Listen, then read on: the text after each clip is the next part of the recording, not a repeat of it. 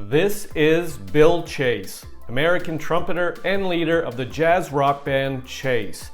If you're looking for an innovative arranger, writer, a guy that can scream on the trumpet, and willing to push the boundaries while fusing jazz, rock, funk, and a whole bunch of other types of music, you came to the right place. Now this video will examine the life and music of Bill Chase.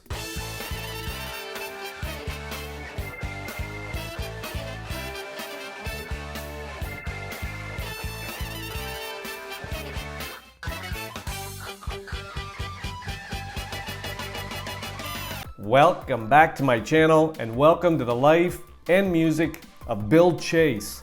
Bill Chase was born William Edward Chiese on October 20th, 1934 to an Italian-American family in Squantum, Massachusetts.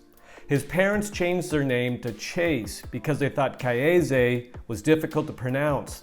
His father played trumpet in the Gillette Marching Band and encouraged his son's musical interest, which included violin and drums. In his mid-teens, he'd settled on the trumpet. Chase attended his first Stan Kenton concert, which included trumpeters Conte Candoli and Maynard Ferguson. After graduating from high school, he studied classical trumpet at the New England Conservatory, but switched to the Schillinger House of Music, Berklee College of Music. His instructors included Herb Pomeroy and Armando Guitala.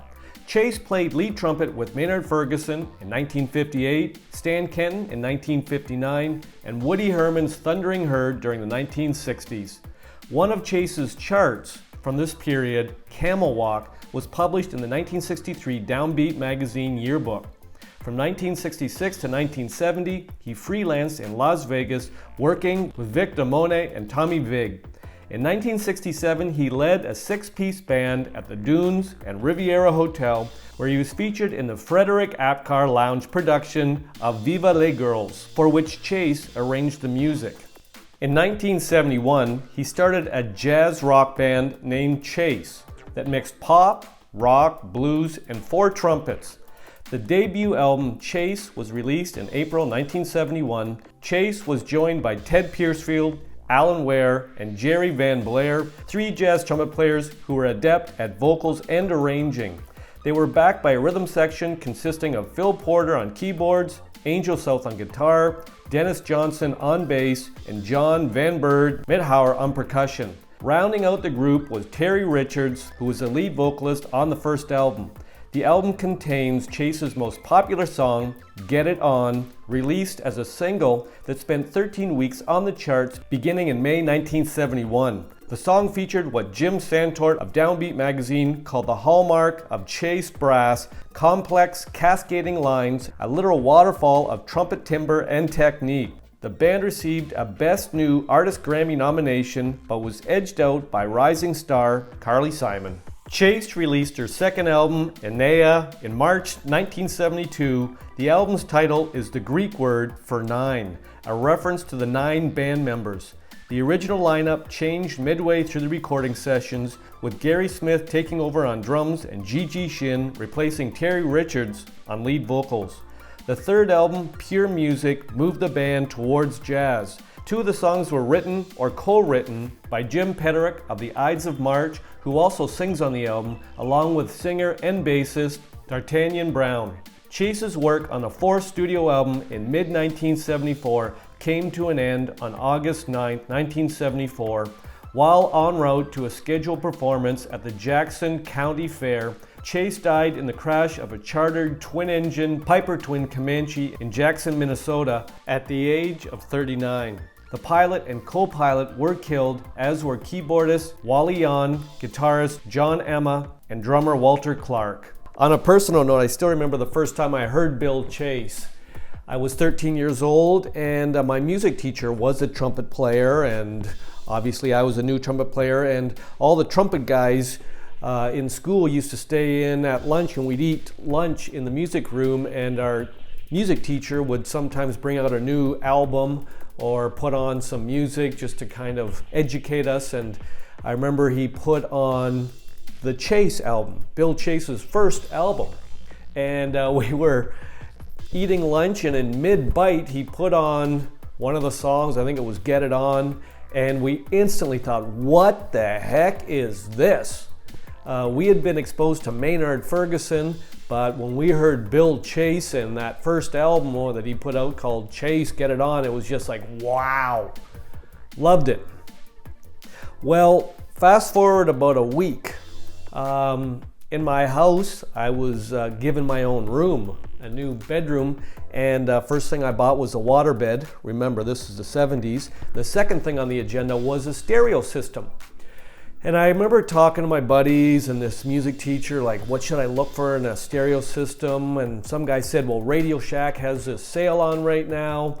And I said, okay, I did a little bit of research. I need two speakers, a tuner, and I need a turntable.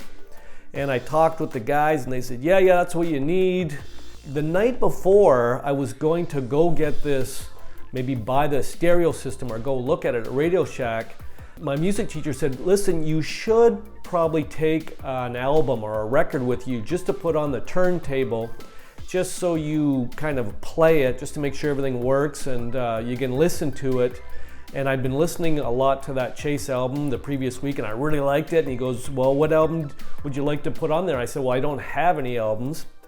And he said, well, are there any albums you've listened to? I said, yeah, that Bill Chase, that Chase album, I'd really like to try it on the stereo system at Radio Shack to see if I really like this new stereo system I was gonna buy.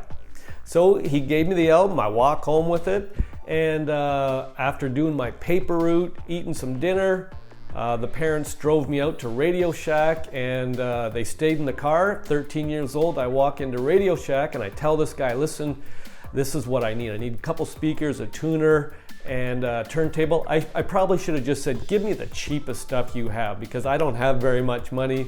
But they had this little kind of system set up where they could flick something and then they could have this tuner go through these speakers or these speakers, and I was listening to all the speakers.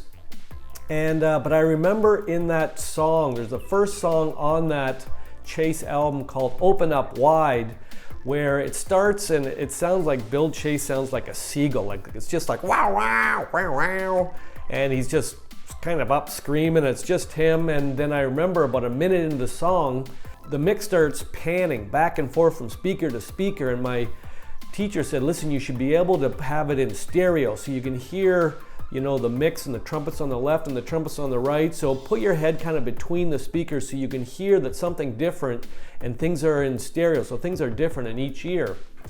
So anyways, this guy picks out these speakers for me, a tuner, and I said, listen, I've got a record here. I'd like to put it on this turntable here and just play it because I'm familiar with this record, just so I can hear it. And I kind of walked over and I put my head between the two speakers just so I could hear this panning back and forth, and knew that it was kind of a mix that I had heard before and I was familiar and it sounded like a good stereo.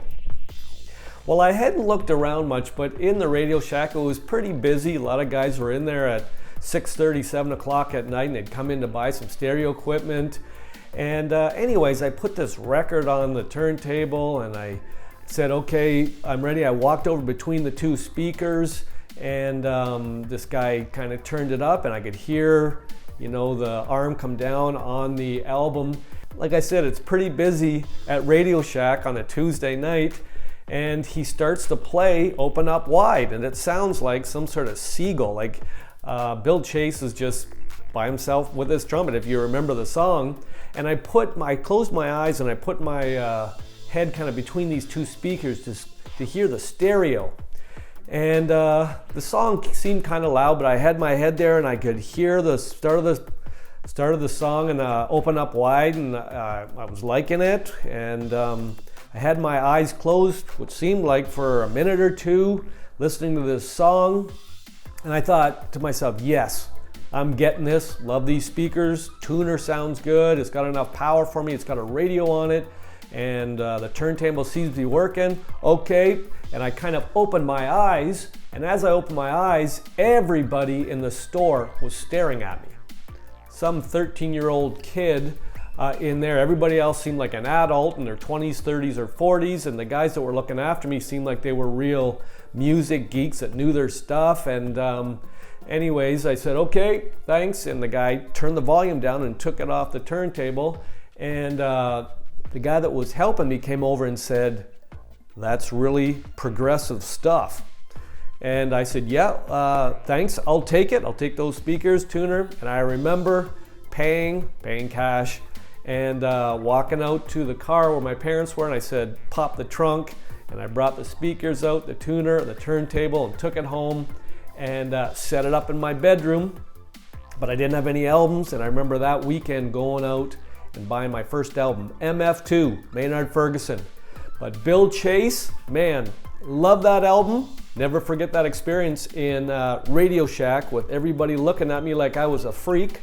I thought that everybody listened to Chase back in the 70s, but I guess people were listening to Dolly Parton, Anne Murray, Conway Twitty, REO Speedwagon, Bay City Rollers, and stuff like that. So I just remember the looks I got listening to Chase as a 13-year-old in Radio Shack. Bill Chase, love the music, man. Awesome stuff.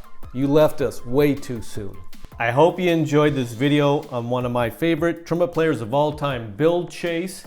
If you've got an artist or band you'd like featured on this channel, pop it in the comments section. I'll make another video. Thanks for dropping by. Rock on.